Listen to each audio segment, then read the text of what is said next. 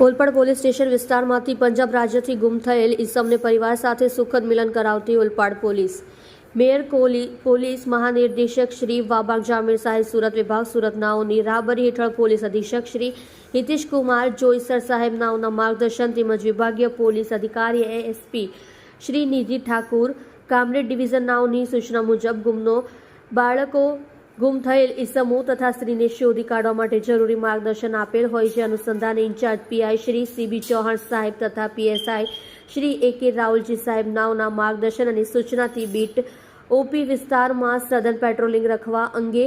માર્ગદર્શન આપેલ જેના અનુસંધાને મોજે પિંજરરત ગામ પેટ્રોલિંગ દરમિયાન એક ઈસમ દિલીપ કુમાર બ્રિજ મોહનલાલ ચટિયા રહેઠાણ કુમાર મંડી પોલીસ સ્ટેશન થાન ફિરોજપુર કેન્ટ જિલ્લો ફિરોજપુર પંજાબ નાઓના રખડતી ભટકતી હાલતમાં મળી આવેલ હોવાથી તેને સાંત્વના આપી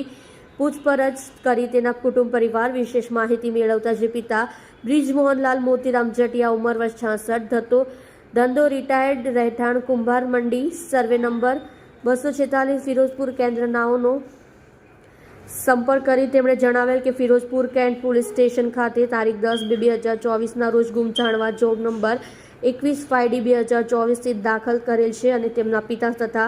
ભાઈ આજ રોજ ઓલપાડ પોલીસ સ્ટેશન આવતા તેમના પરિવાર સાથે સુખદ મિલન કરાવે છે. જુઓ રાજેશ મંગલે સાથે સુરત એક્સપ્રેસ ન્યૂઝ ચેનલ.